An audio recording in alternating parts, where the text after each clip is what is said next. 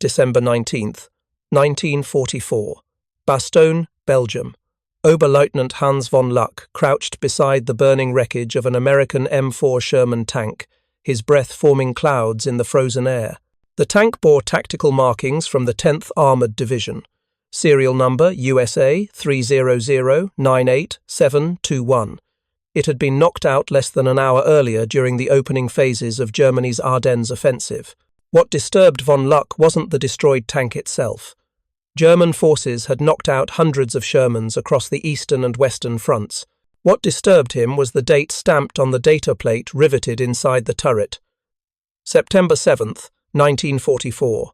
This tank was barely 3 months old. The paint on its identification markings looked fresh enough to smudge. Von Luck had been fighting since Poland in 1939. He had served in France, North Africa, and Russia. He understood industrial warfare. But standing in the Belgian snow, examining a tank that seemed to have rolled directly from an American factory to the battlefield, he confronted a mathematical reality that German high command had been denying for years. The Americans weren't just producing tanks, they were producing them faster than Germany could destroy them. Across the Ardennes that December morning, similar scenes repeated as German forces advanced through surprised American positions. Panzer crews capturing intact Shermans or examining destroyed ones noted the same disturbing pattern. These tanks were new, startlingly new. Many bore manufacturing dates from late summer or early autumn of 1944. Some still had the cosmoline preservative visible in corners that field maintenance hadn't reached.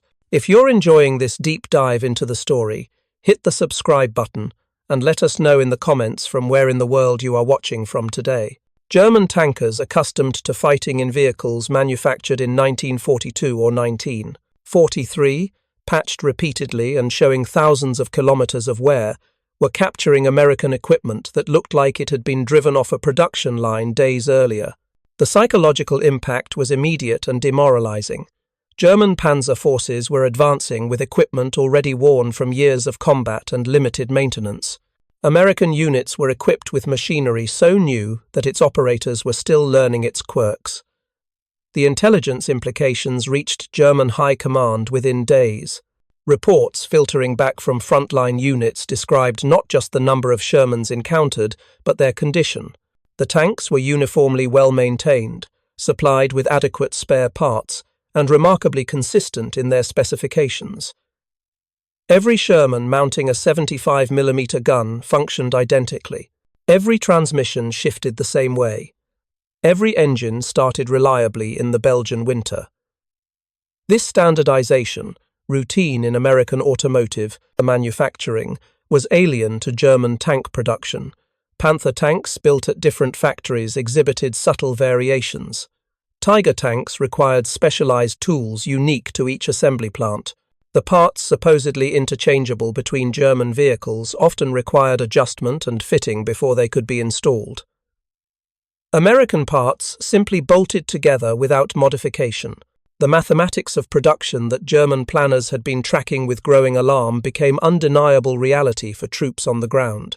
German intelligence estimated American tank production at approximately 1,500 to 2,000 units monthly by late 1944. These estimates, derived from captured documents and agent reports, seemed impossibly high to officers who understood Germany's own production limitations.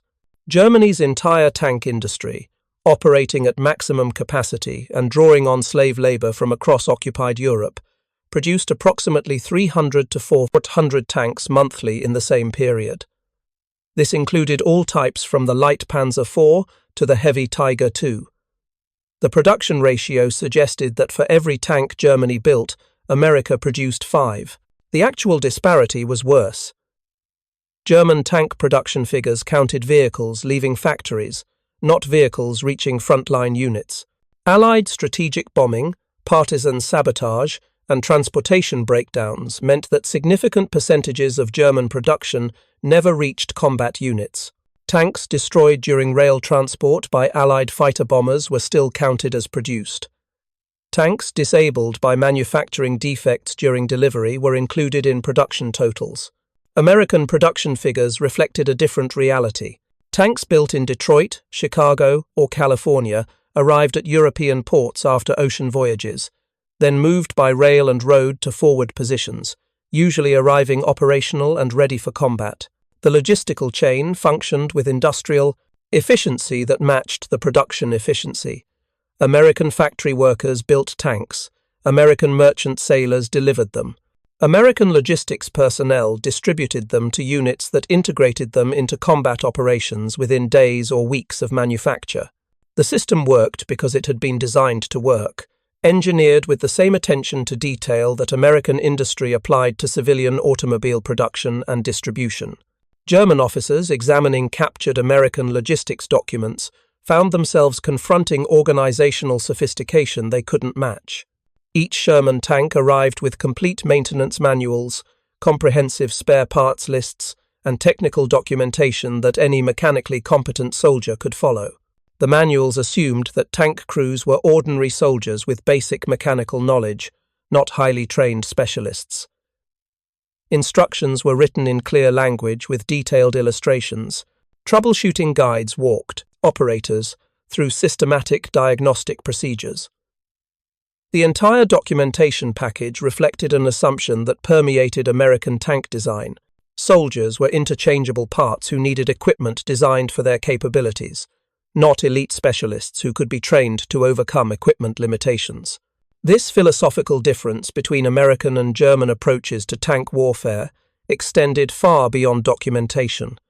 It shaped design decisions, manufacturing processes, and operational doctrine. German tanks were built as sophisticated weapons requiring expert operators. American tanks were built as tools that competent soldiers could employ effectively after reasonable training. January 1945 brought intensified intelligence gathering as German forces, having failed to reach their objectives in the Ardennes, fell back toward Germany's borders. Officers tasked with evaluating enemy capabilities compiled reports based on captured documents, interrogated prisoners, and examination of destroyed equipment. The picture that emerged from these reports was bleaker than High Command wanted to acknowledge. American tank production wasn't just high, it was accelerating. Documents captured from American supply units showed delivery schedules projecting continued high production through 1945 and beyond. The Americans were planning as though the war would continue indefinitely, and they could sustain current production levels without strain. German planners, calculating their own dwindling resources and contracting industrial capacity, recognized what this meant. Time favored America, absolutely. Every week of continued combat saw Germany's tank force shrink through attrition, while American strength grew through industrial output. The exchange ratio that German forces achieved in tank combat, often destroying 3 or 4 Shermans for each Panther or Tiger lost, was irrelevant when America could replace losses immediately while Germany could not. Prisoner interrogations provided additional disturbing details about American production capability. Tank crews captured during the Battle of the Bulge spoke casually about training in the United States on tanks fresh from factories. They described assembly plants they had toured or facilities near their training bases. Some mentioned having seen tanks being built on assembly lines, describing production processes that sounded more like automobile manufacturing than military production. German interrogators, initially skeptical of such accounts, cross-referenced prisoner statements with captured documents and photographic intelligence. The accounts proved accurate. American tank factories employed assembly line methods pioneered by civilian automobile manufacturers. Multiple plants across the United States produced Shermans using identical specifications and interchangeable components. The Ford Motor Company operated a plant in Michigan producing Sherman tanks, using the same assembly line principles Henry Ford had developed for automobile manufacturing.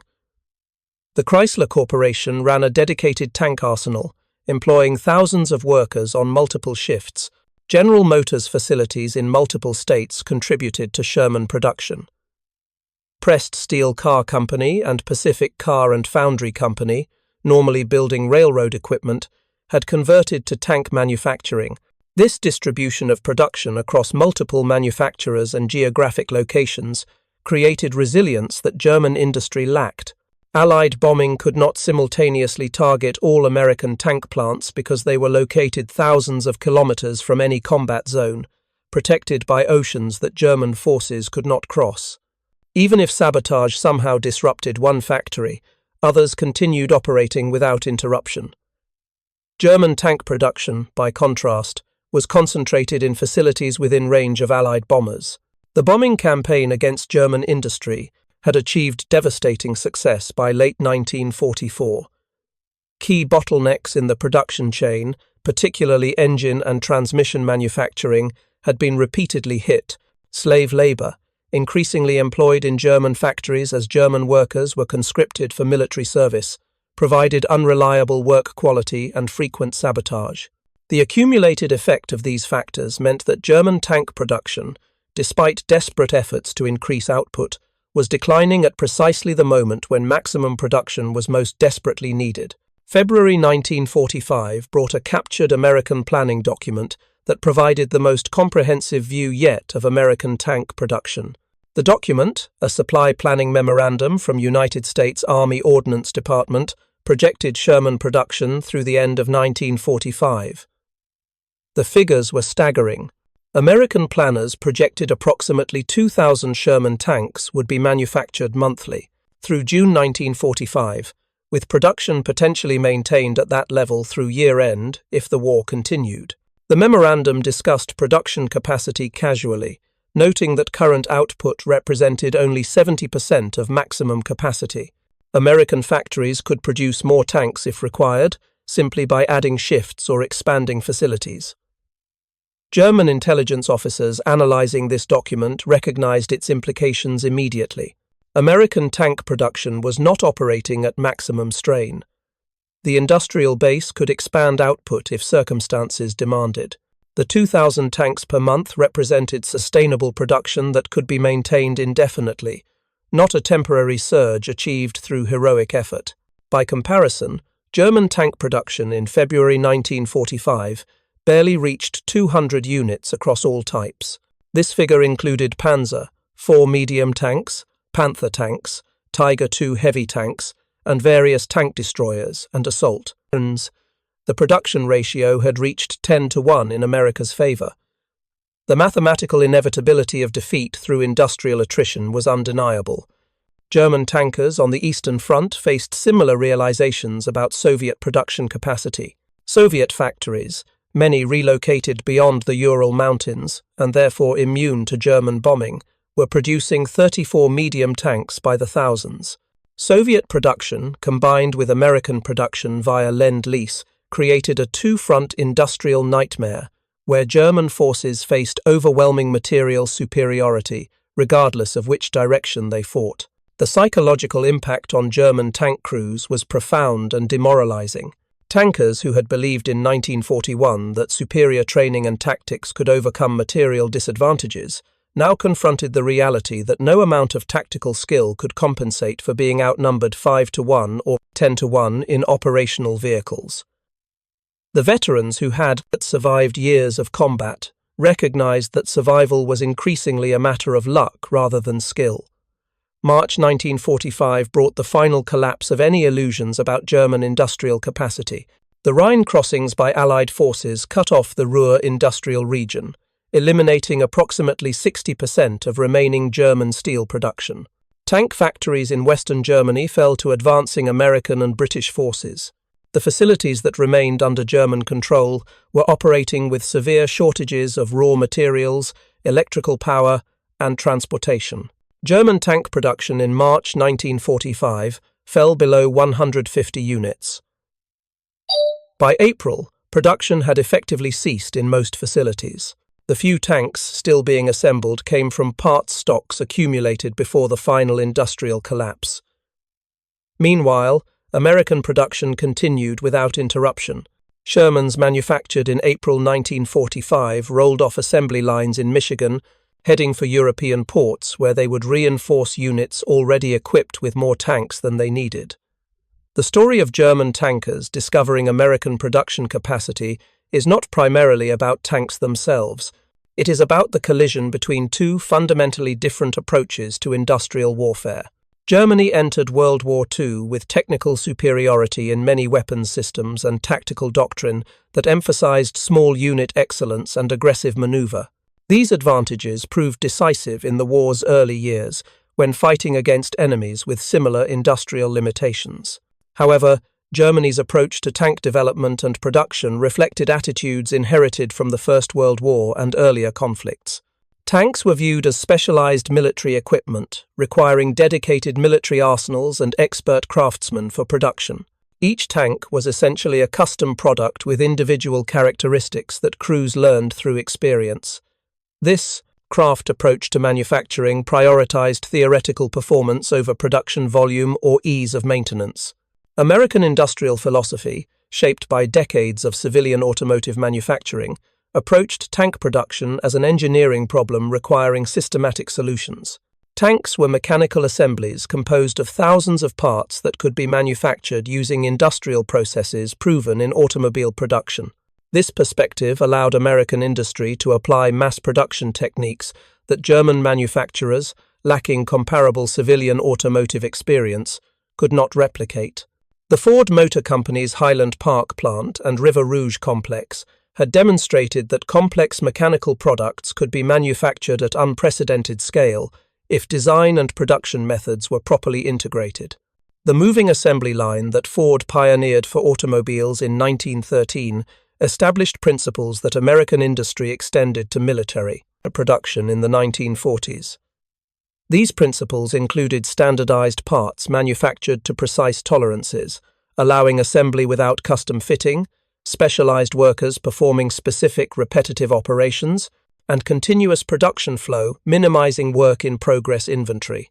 Chrysler Corporation applied these principles to tank manufacturing beginning in 1941, when the company built a dedicated tank arsenal in Warren, Michigan.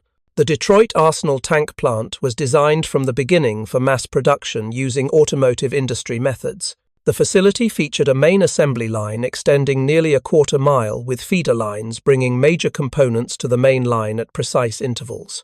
Tanks moved through the facility on specialized carriers, with workers performing specific operations at each station. The assembly line approach allowed Chrysler to train workers with minimal mechanical experience to perform specialized tasks within days, rather than requiring years of apprenticeship. A worker installing transmission mounts needed to know only that specific operation, not the theory of transmission design or the metallurgy of gears. This division of labor allowed rapid scaling of production as additional workers could be trained and added to the workforce without lengthy preparation. German attempts to replicate American production methods failed because they lacked the underlying industrial infrastructure and experience. German automotive industry before the war was small compared to American industry. Car ownership in Germany was limited to the wealthy and party elites. The Volkswagen program, begun in the 1930s to provide affordable cars to German workers, had delivered fewer than 1,000 civilian vehicles before war production began. This limited automotive industry experience meant that German manufacturers lacked the supplier networks, machine tool capacity, and workforce skills that American industry took for granted. When German planners attempted to increase tank production, they discovered bottlenecks throughout the industrial chain. Specialized components could be manufactured only at specific facilities. Skilled workers capable of precision work were in critically short supply. Machine tools wore out and could not be replaced because machine tool production had been converted to weapons manufacturing. American industry faced none of these limitations. The supplier networks developed for civilian automobile production could be redirected to tank manufacturing.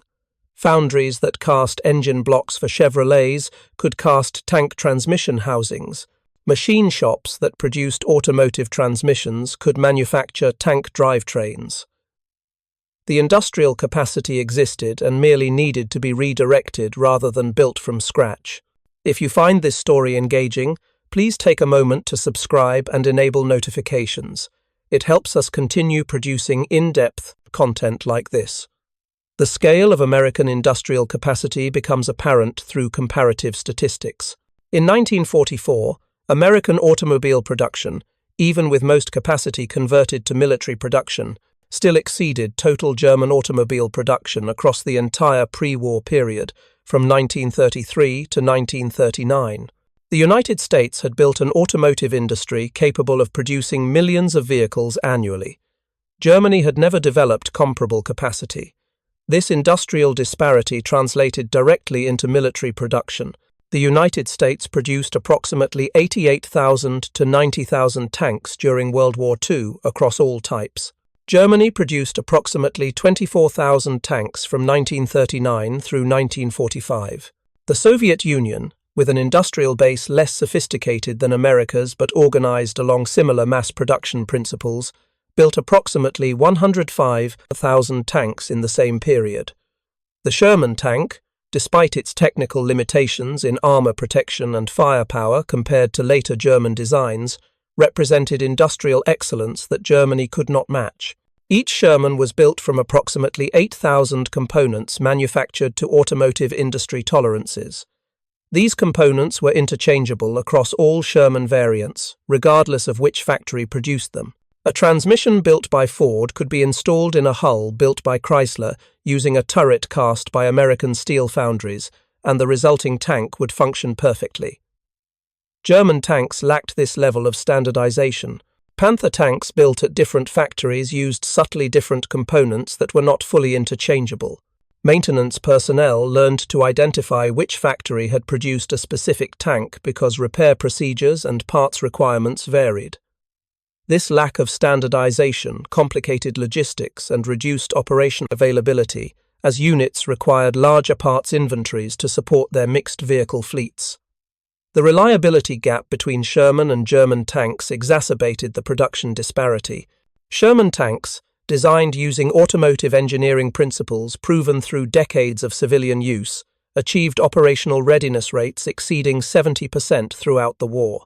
German Panther tanks rushed into production with insufficient testing and operated beyond their design margins, struggled to maintain 40% operational readiness through most of 1943 and 1944.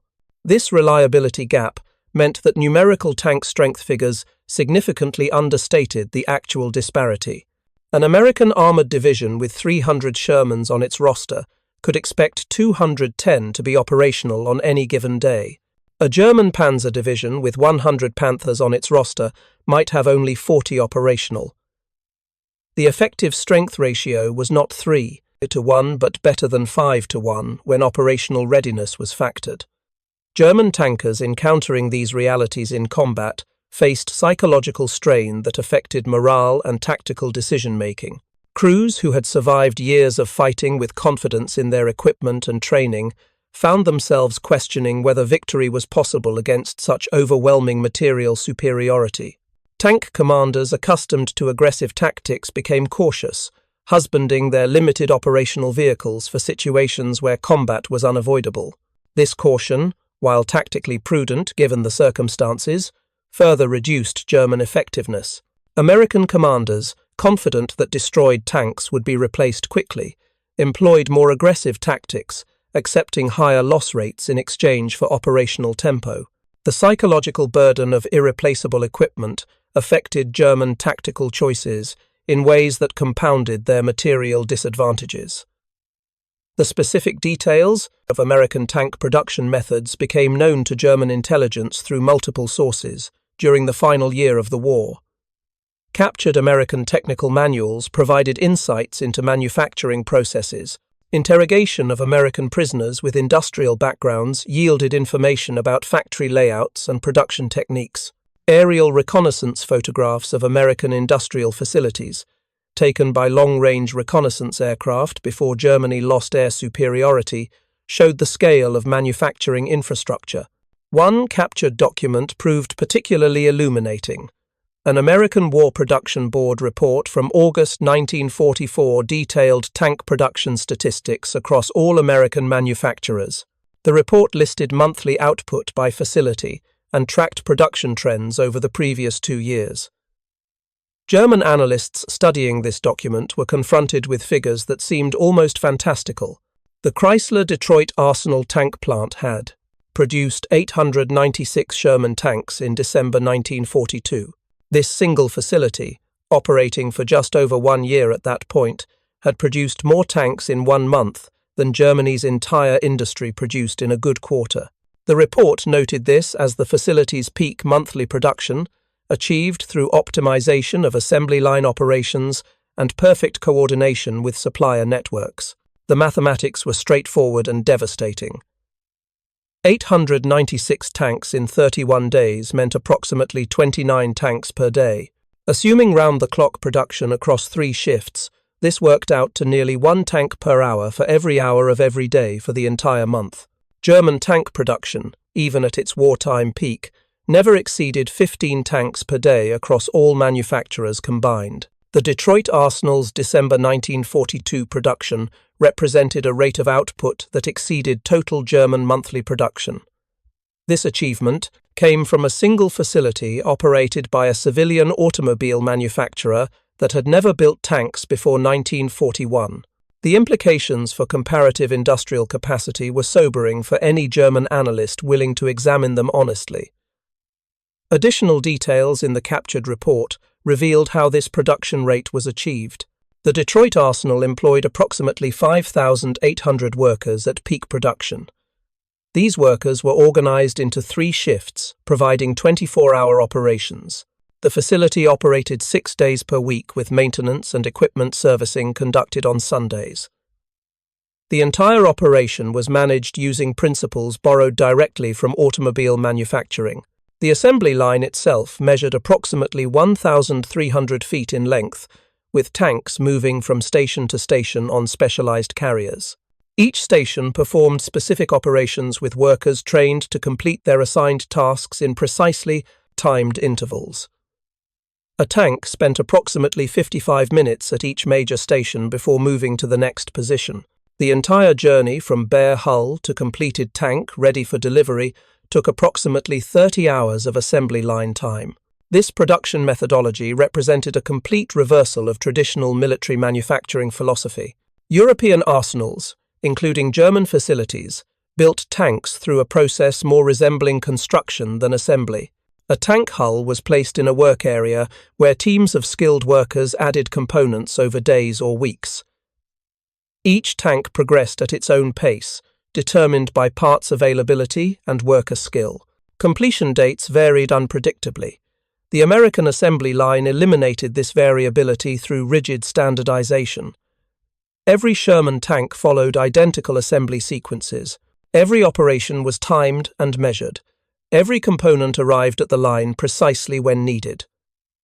The system worked because every element had been engineered to work within the larger system. Parts manufactured to precise tolerances fit together without adjustment. Workers trained to specific operations performed them reliably. The entire process flowed with mechanical precision. German attempts to implement similar methods had failed repeatedly. In 1943, Reich Minister Albert Speer, responsible for German armaments production, visited Italian factories and observed American Sherman production techniques employed under license by Italian manufacturers before Italy's surrender. Speer recognized immediately that German industry could not replicate these methods with available resources and expertise. The problem was not lack of understanding. German engineers comprehended assembly line principles and their theoretical advantages. The problem was implementation. Assembly line production required a complete industrial ecosystem that Germany had never developed. Machine tools capable of holding tight. Tolerances across long production runs were in short supply. Skilled workers who could set up and maintain precision manufacturing equipment were being conscripted for military service. Supplier networks capable of delivering standardized components on precise schedules did not exist. Most fundamentally, German tank designs had not been created with mass production in mind. The Panther tank, Germany's most important armored vehicle from 1943 onward, incorporated design elements that prevented efficient manufacturing. The hull required complex welding that could not be jig-controlled. The suspension system used interleaved road wheels that required extensive hand-fitting. The transmission and final drive assemblies needed precise adjustment during installation. These design choices, made to optimize performance characteristics, created manufacturing bottlenecks that no amount of effort could eliminate without complete redesign. German engineers had designed tanks to be theoretically superior. American engineers had designed tanks to be manufactured efficiently. The second approach, while producing technically inferior vehicles by some measures, proved strategically superior. The Sherman's design reflected decades of automotive engineering experience. The hull used large castings or welded sections that required minimal finishing. The suspension employed simple bogie assemblies that could be pre-built and tested before installation. The transmission was a self-contained unit that bolted to the engine and drive shaft using standardized mounts. Every major component was designed to be assembled by workers with minimal specialized training using basic tools. This design philosophy extended to maintenance and field repair. Sherman tanks could be repaired by soldiers with ordinary mechanical skills using standard tools.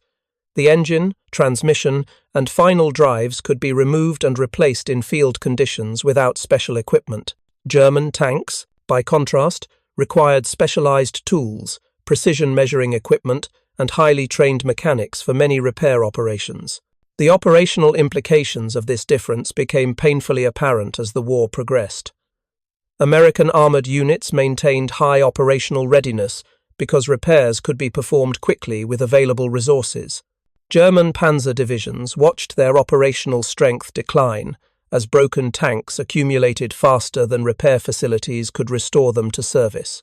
The gap widened month by month as American production replaced losses, while German production failed to keep pace with attrition. Specific data from German unit records illustrate this trend. The 2nd Panzer Division, operating on the Western Front in July 1944, reported 73 Panthers on its roster. Of these, 28 were operational, 15 were undergoing repairs for mechanical failures, 18 had been damaged in combat and awaited parts for restoration. 12 were effectively total losses awaiting evacuation to depot-level repair facilities that lacked capacity to handle them. This pattern, repeated across German panzer divisions throughout 1944 and 1945, reflected the compound effect of inadequate production, insufficient spare parts, and poor design reliability. Each month saw operational strength decline as breakdowns exceeded repairs. Units nominally equipped with tank companies of 14 vehicles often could field only 5 or 6 operational tanks. Commanders learned to plan operations assuming that 30 to 40% of their assigned strength would be unavailable on any given day. American armored units faced different challenges. The 3rd Armored Division, operating in France during autumn 1944, maintained approximately 75% operational readiness across its tank battalions, despite heavy combat. Destroyed tanks were replaced from depots within days or weeks. Mechanical failures were repaired quickly using abundant spare parts. The division's operational strength remained relatively constant, even as individual tanks were lost and replaced repeatedly. This difference in operational sustainability allowed American units to maintain offensive pressure that German forces could not match. An American armored division could launch an attack, sustain heavy losses, absorb replacements, and attack again within days. A German panzer division required weeks to restore combat capability after major engagements, time that was seldom available as Allied forces pressed multiple simultaneous offensives. The production data captured in August 1944 revealed additional disturbing trends for German analysts. American tank production was not static, it was evolving. The War Production Board report showed that Sherman production had increased steadily from initial deliveries in early 1942 through peak production in late 1942 and early 1943, then stabilized at a high sustainable rate through 1944. More ominously, the report discussed plans for next-generation tank development. American designers were already working on improved designs, incorporating lessons learned from combat experience. The 26 heavy tank, mounting a 90mm gun and featuring improved armor protection, was in advanced development. Production facilities were being prepared for manufacture of this new design, while Sherman production continued uninterrupted. This ability to simultaneously sustain current production while developing future designs demonstrated industrial maturity that Germany had never achieved. German tank development lurched from crisis to crisis, with new designs rushed into production before adequate testing because immediate combat needs demanded deployment. The Panther entered service with fundamental reliability problems that took years to resolve. The Tiger II began production despite known deficiencies in its powertrain because tactical requirements demanded heavy tanks, regardless of mechanical issues. American industry operated without such desperation. Sherman production met current needs with capacity to spare. Engineers could develop improved designs methodically, testing them thoroughly before committing to production. When new models entered service, they did so alongside continued Sherman production, rather than replacing it entirely. This approach provided stability and consistency that German forces never experienced. The Captured War Production Board report included a section analyzing comparative Allied tank production across all combatant nations. The figures compiled from intelligence sources and liaison reports showed total tank production for 1943 across major producers. The United States had built approximately 29,000 tanks of all types. The Soviet Union had produced approximately 24,000 tanks. Britain had manufactured approximately 7,500 tanks. Canada added approximately 4,000 units. Combined Allied tank production for 1943 totaled approximately 64,500 tanks. German production in the same period reached approximately 6,000 tanks. The production ratio was better than 10-1 in favor of the Allies. Even if German tanks achieved significantly better exchange ratios in combat, which they sometimes did, the numerical disparity made defeat through attrition mathematically inevitable. German tankers who saw these figures or heard them discussed by officers experienced profound demoralization.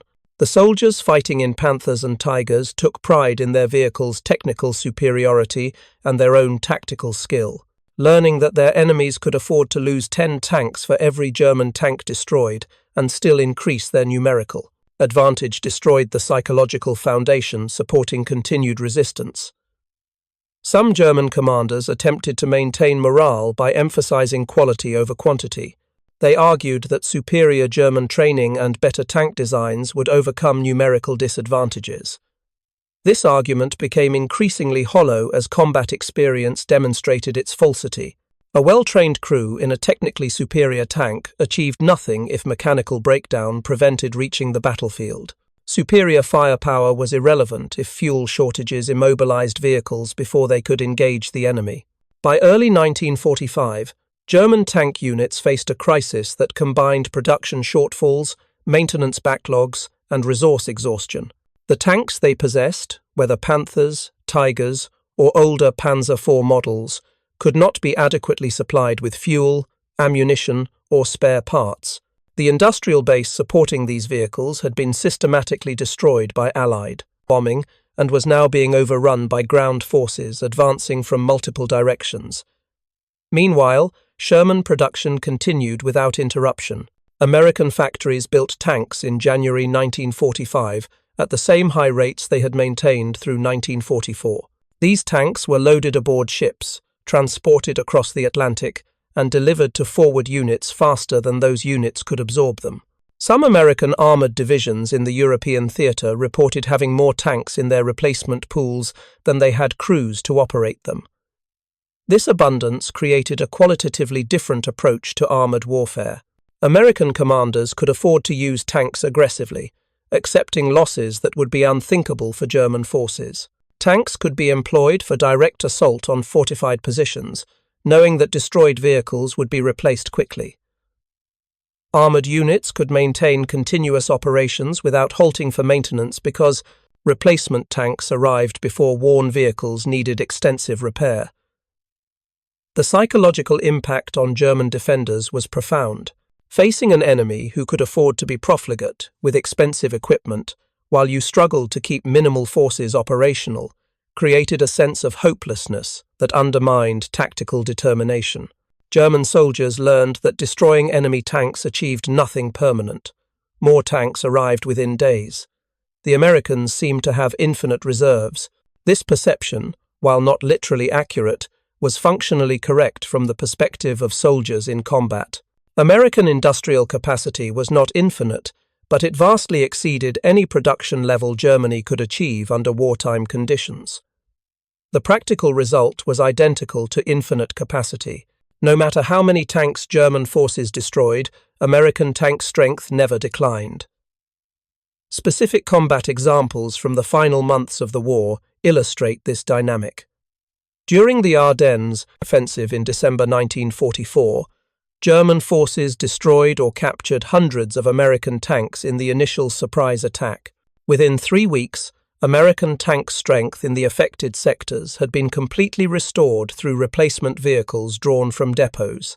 The German tank force, having suffered irreplaceable losses in the offensive, never recovered its pre-attack strength.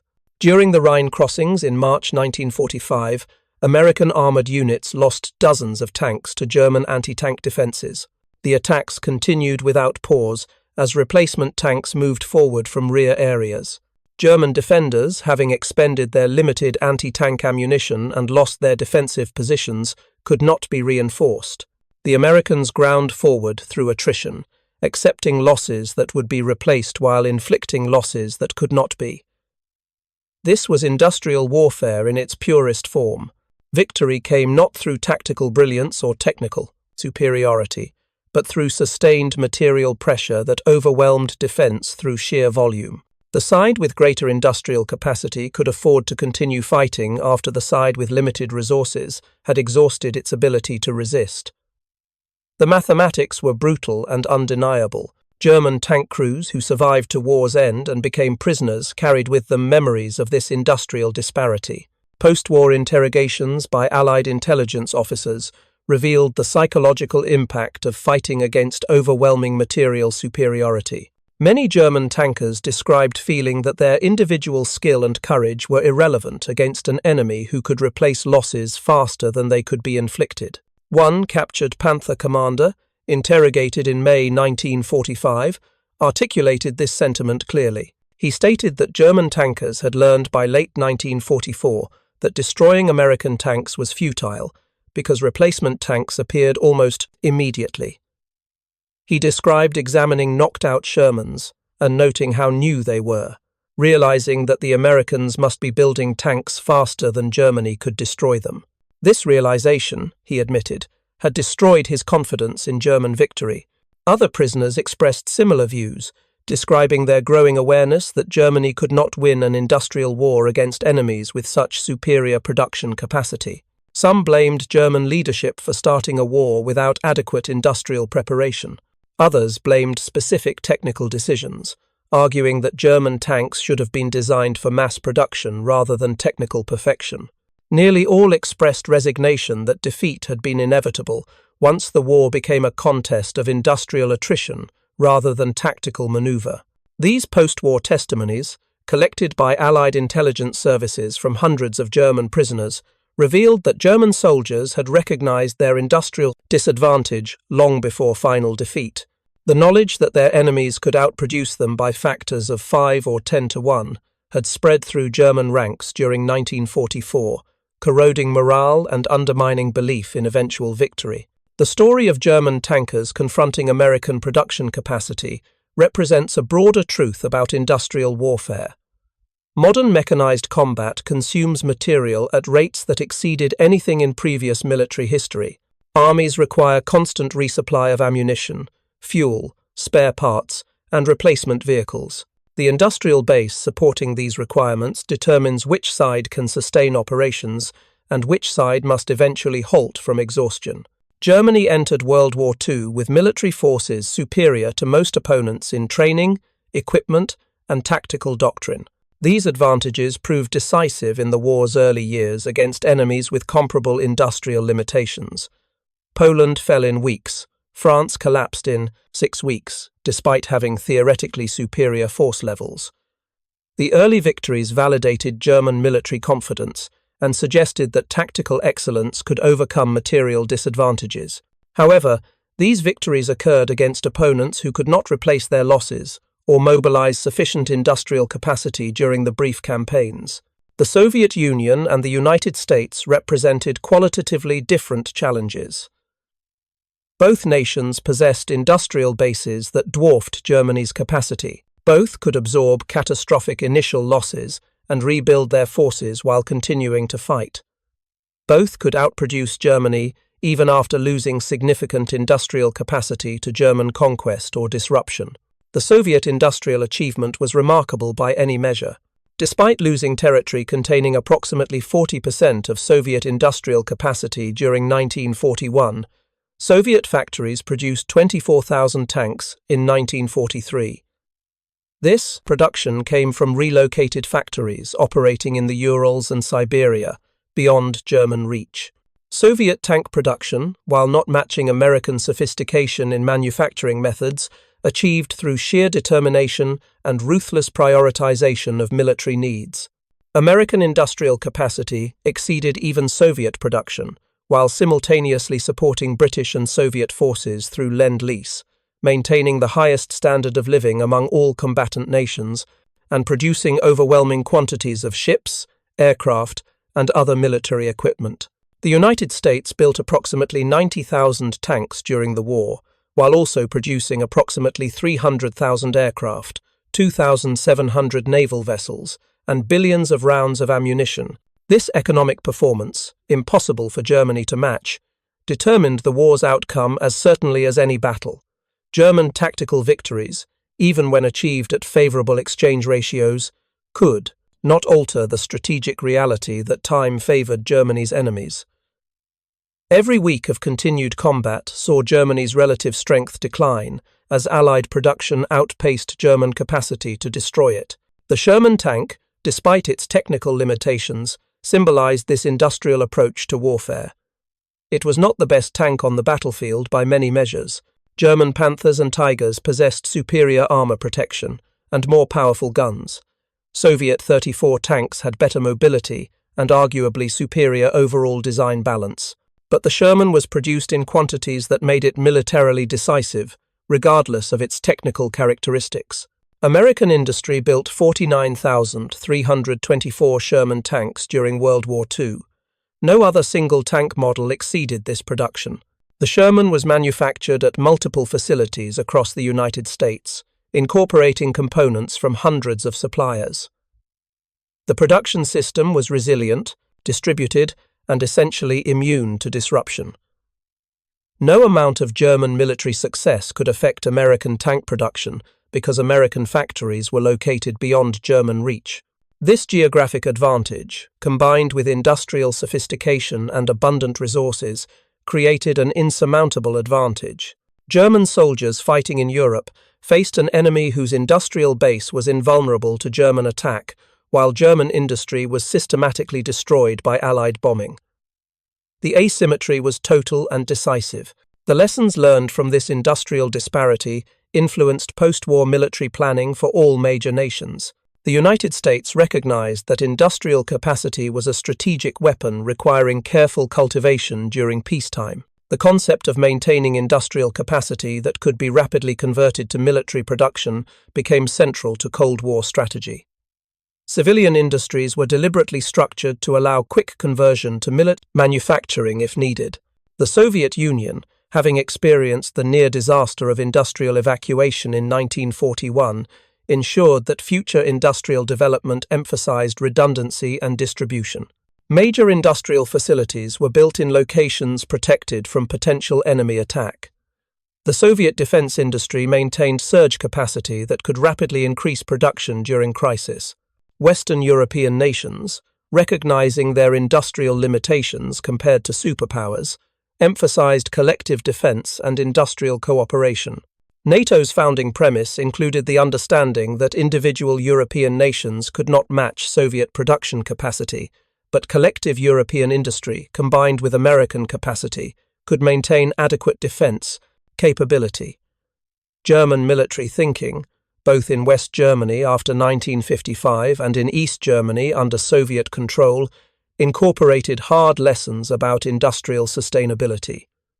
West German Bundeswehr, Planners emphasized reliability and maintainability in their tank requirements when developing the Leopard 1 main battle tank during the 1950s. The design specifications explicitly prioritized operational availability and ease of maintenance over maximum performance characteristics. This represented a philosophical shift from World War II German tank design. The Leopard 1 was deliberately engineered to be manufactured efficiently, maintained easily, and operated by soldiers with modest training. These priorities, once dismissed as secondary to performance optimization, were now recognized as fundamental to military effectiveness in sustained combat. The Leopard 1's success validated this approach. The tank served with numerous armies and remained in production for decades. Its design philosophy influenced subsequent tank development worldwide. Modern main battle tanks universally prioritize reliability and maintainability, alongside firepower and protection. The lesson that inoperable tanks have zero combat value, regardless of their theoretical capabilities, had been learned at terrible cost. The human cost of Germany's industrial failure was immense. German soldiers fought with courage and skill throughout the war, often achieving remarkable tactical successes despite increasing material disadvantages. Their suffering and sacrifice were ultimately wasted because the strategic situation was untenable. No amount of individual bravery or tactical excellence could overcome the arithmetic of industrial attrition.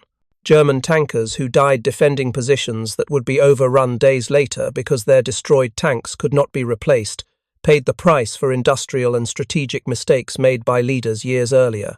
The soldiers examining captured Shermans and recognizing that they faced an enemy with effectively unlimited replacement capacity understood that they were fighting a war that could not be won. They fought anyway, from duty, loyalty, or lack of alternatives, but the knowledge of inevitable defeat haunted their final battles.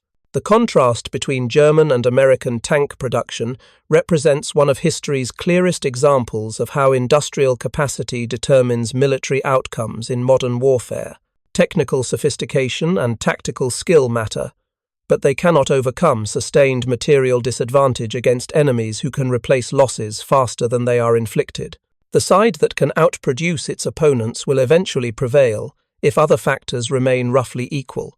This lesson, written in the destroyed tanks littering European battlefields from 1944 through 1945, should have been learned from earlier conflicts. World War I demonstrated that industrial capacity determined which side could sustain combat longer. The American Civil War showed that the industrialized North could eventually overwhelm the agricultural South through material attrition. Military. History repeatedly demonstrates that wars between industrial powers are won in factories as much as on battlefields. German leadership ignored or dismissed these historical lessons, believing that tactical excellence and technical innovation could overcome material disadvantages. This belief proved catastrophically wrong. The mathematical realities of industrial warfare could not be avoided through superior tactics or better tank designs. When facing enemies who could produce 10 tanks for every German tank, no amount of tactical skill could prevent eventual defeat through attrition. The final accounting tells the story clearly. Germany produced approximately 24,000 tanks during World War II. The United States produced approximately 90,000 tanks. The Soviet Union produced approximately 105,000 tanks. Britain produced approximately 28,000 tanks. Combined Allied tank production exceeded 220,000 tanks against 24,000 German tanks. The production ratio was approximately 9-1 in favor of the Allies. This ratio made German defeat inevitable once the war became a contest of industrial attrition. Every destroyed German tank was irreplaceable within the time frame that mattered. Every destroyed Allied tank was replaced, often within days or weeks. The cumulative effect of this disparity, sustained over years of combat, ground German forces down through attrition that could not be reversed or avoided. German tankers understood this reality long before final defeat. They saw it in the shockingly new condition of captured American tanks. They experienced it in the constant flow of replacement vehicles sustaining Allied attacks. They lived it in the declining operational readiness of their own units as irreplaceable losses accumulated. The knowledge that they faced enemies with effectively unlimited industrial capacity destroyed morale more effectively than any military defeat. Thank you for watching. For more detailed historical breakdowns, check out the other videos on your screen now, and don't forget to subscribe.